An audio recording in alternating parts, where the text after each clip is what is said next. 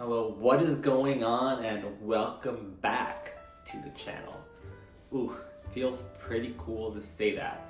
So it's my second video, and in this video, I will be talking about the single thing that impacted my life or changed my life more than anything else. And actually, if you missed the first video, maybe you want to check that one out first to give you some more context about myself, or just watch it after. But definitely watch it. I'm gonna link it somewhere, up here, down there. I don't know how this works yet. I'm a noob, but I'm gonna link it, so check it out, so you can just get to know me better. Growing up, I was always really insecure about my physique.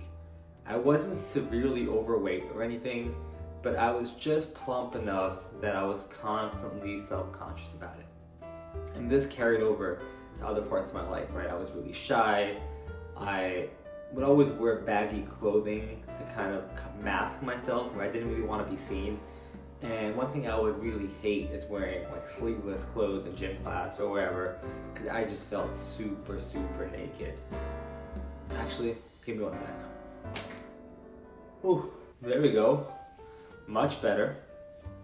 And I don't have a pump right now.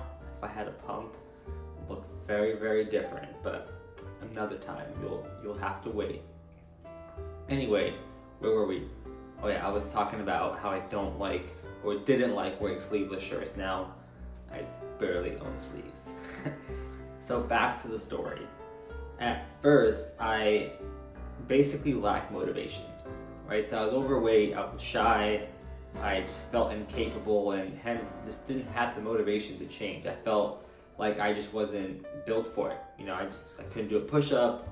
I never tried to do a push-up. Hence, when I was doing physical activity around, my classmates, I just was so demotivated that I just didn't even want to try. That kind of carried on for most of my life. Then let's go all the way to senior year of high school, right? This was like my last year. I was like, all right, I need to put in the work now to be ready for college, right? So then I'm like, that's my fresh start. So I just started doing cardio, like elliptical, not even treadmill, that seemed too hard. Just elliptical seemed easy enough, and would just pump out 45 minutes every couple days. And I kind of lost some weight. And then for diet, I was just doing the typical bro stuff, right? Just egg whites, deli meats, no carbs after dark, of course, because that's a no-no. And I just kept doing that stuff, and I just hated it, but I was like, this is what I gotta do, right? And I just wouldn't want to be in social situations where I couldn't maintain that. I was like, I don't want to go out. I don't want to go to this family function thing where, they're not gonna have my egg whites. And it just wasn't sustainable. Like after a while, I just hated it, and then I fall off the wagon, not do it for a couple months. And I did lose some weight, but after a while, I was just like, where is this going? I just didn't know where it was going. Kind of kept doing the same thing in college too. With my meal plan in the dining hall, kind of easy to eat with it, relatively healthy most of the time. But that kind of sucked too, right? Not enjoying my college experience as much as I could have, because I was just trying to stay lean or get lean. It was just a weird cycle that I was in, right? So basically my second obstacle was knowledge, right? I was like, all right, I kind of have the motivation now, I'm doing things, but I just lacked the knowledge to kind of do it right. And I hated lifting weights. I never even really tried. I was like, I got the cardio thing down, but weights, nah, I'm not trying to get bulky, or I just want to get lean. I just had a thing where I just really wanted to wear skinny jeans. Maybe that was cooler back then. I don't know if it's still cool. I'm not exactly sure what the general trends are, but back then I just wanted to wear skinny jeans. So that was what I was working towards, is trying to fit into skinny jeans. So weight training, no. But this is the real turning point of the story, right? So kind of got the cardio thing down, but for me, cardio doesn't really count as fitness. It's almost like a wannabe fitness. Unless you're a true runner and are doing cardio for that, going to the elliptical, that's not being in the fitness space. So I had a friend whom I really respected, and he seemed like he knew what he was doing, and he introduced me to resistance training, basically lifting weights. And I just didn't want to, but he's really good at selling. He's a sales master.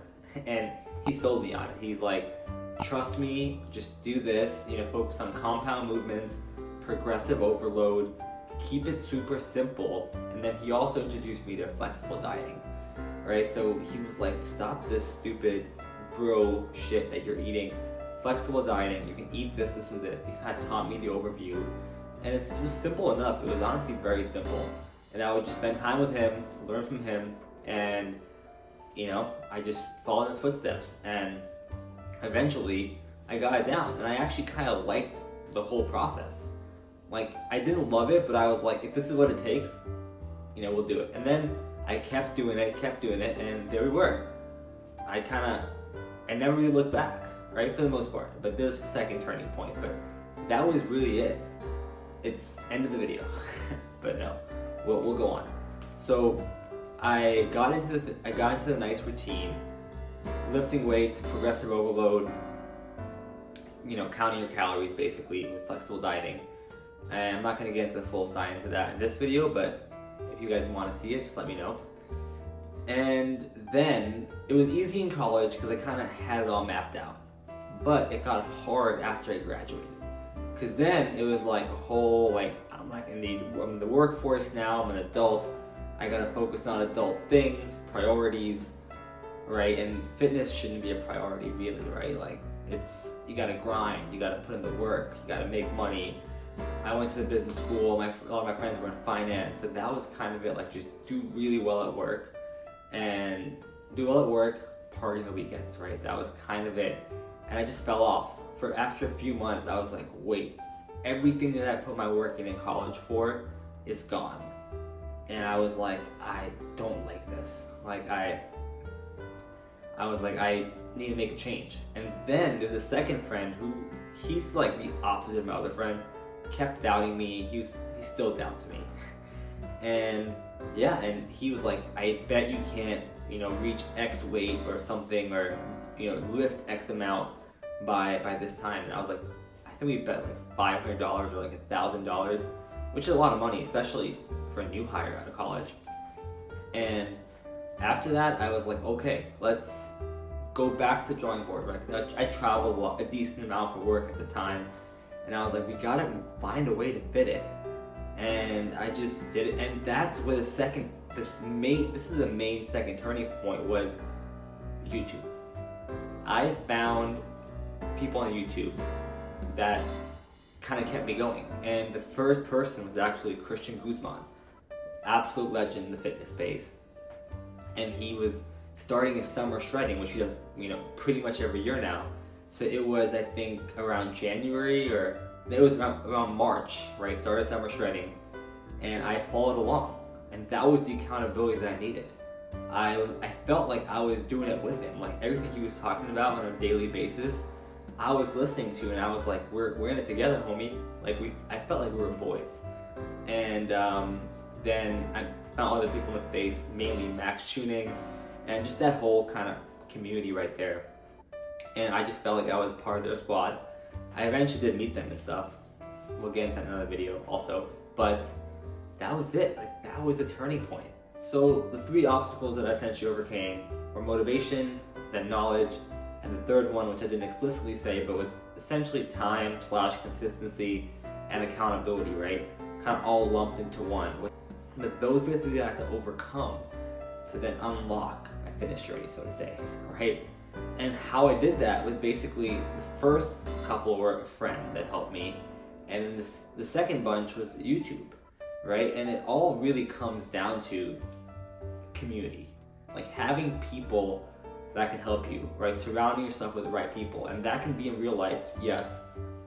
That's usually ideal, but not always feasible because of just the people around you might not have those interests, right? Like, they're not bad people, they're great people, but they just have other priorities or just have other ways of working that you just can't fit in, and it's hard to fit in with your friends because our schedules are just so busy that to make that time and have a gym partner from one of your good friends that lives near you, has a similar schedule, is just tough, right? So it was really YouTube that did that for me. And it's been a force, it's gonna continue to be a force for me. And like I said in the first video, that's why I'm joining the force, to help people and build this community. And I have some super cool ideas of how I'm gonna build it. And so I'll talk about that probably in one of the next couple of videos. But we're gonna change the game, and we're gonna just get together and find really unique and fun ways to just get on the same page and reach our goals, whatever they may be. They don't have to be fitness, they could be. That'd be encouraged if it's not already one of your things that you're doing, but whatever it is, we're gonna crush it. So that's kind of my story, and this whole separate tangent we can go on is of how it changed, right? How fitness changed my life, because it did. Like I talked about, I had this whole build up of what it was and how it happened, but not the what, like what changed in my life. That's a whole story, man. So we're gonna talk about it in one of the next videos, so make sure you're subscribed if you're not. Make sure you like the video, and I'll see you in the next one. Peace.